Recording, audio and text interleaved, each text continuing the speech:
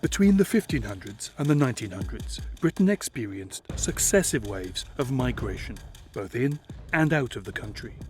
But why did these mass movements of people take place? What was the experience of the migrants, and how did their comings and goings affect this country and its people?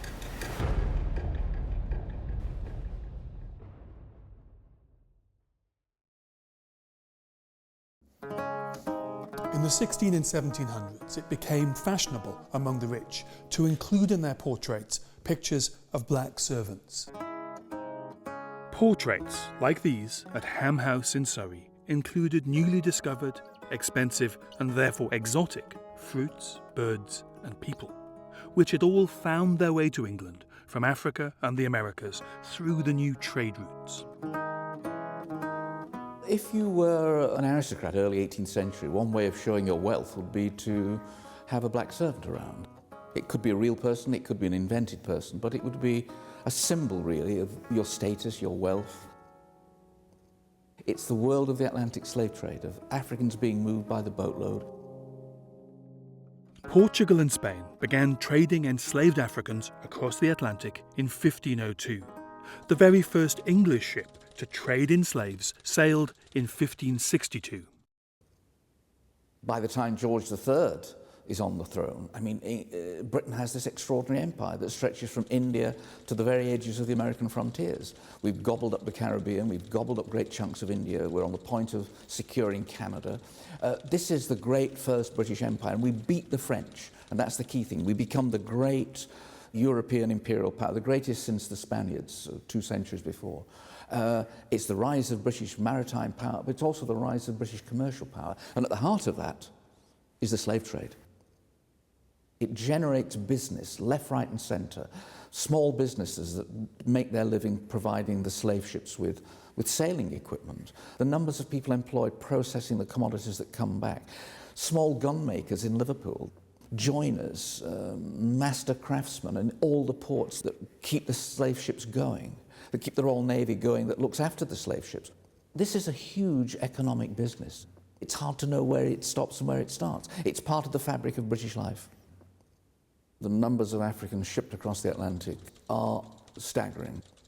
12 million loaded onto the slave ships, 11 million landing in the Americas. 8% about go to North America. 40-odd% go to the Caribbean, 40-odd% to Brazil. So the numbers that end up in Europe, in Britain, France, Holland, they're a very tiny, tiny proportion of the total number.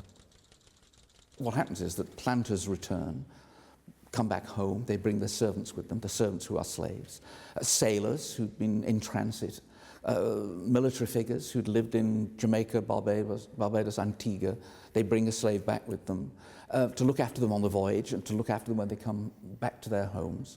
And it spreads like that, really. They're a very small group of black immigrants who come in almost like the flotsam and jetsam of the slave trade, really. They end up cast ashore in Britain. How many, we don't really know. And what sort of roles do these black migrants, what sort of roles do they fall into? Domestic service is the largest occupational group. A lot of black sailors in and out of the ports. Some of them stay, some of them move on again. They come into a society that's undergoing enormous change. How does that impact on the black people who come to Britain? The late 18th century is full of radical dissent. The kind of ideas that really come to the fore after the American Revolution of 1776, but then especially after the French Revolution of 1789. Liberty, equality, fraternity. All men are equal.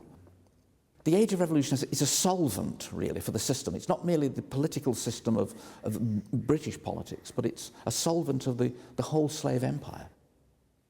As a result, black people started to have a political impact on British society. People like Robert Wedderburn, who was mixed race, having been born in Jamaica to a black enslaved mother and a white slave-owning father. After migrating to London, he became critical of the church's role in the slave system. He came to believe that the liberation of the enslaved people of the West Indies and the English working class were inseparable causes, and campaigned for land redistribution on their behalf. London, Sheffield, Manchester, Norwich, there are hives of radical activity. Wedderburn is right at the heart of this kind of radical ferment. He realises that it's no good just arguing for the vote for white men. What needs changing is the right of all men, to be ordinary men. And on top of that, he sees, via the Peterloo massacre, say, in Manchester, he sees a domestic system in Britain that is oppressive of working people. Anyone who wants to express themselves is likely to be hit over the head with a sabre by the local militia. And it's all of a piece, the violence of slavery in Jamaica, the violence of the militia in Manchester. It all adds up in Wedderburn's mind to an oppressive state system in Britain. The problem for the authorities is that they don't quite know how to deal with him except to slap him in jail, which they do a few times. He's a man who's dangerous not merely for speaking with a kind of working class voice, but he speaks for a voice of black equality. And that actually opens up the bigger problem of the ending of slavery. So black people living in Britain at this time, like their white neighbours, did a variety of jobs. And like the rest of the British population, many were part of the working poor. In the same years, there were black migrants living in Britain who were able to live independent lives, to find their own voices, and, in the case of Robert Wedderburn, to have their voice heard.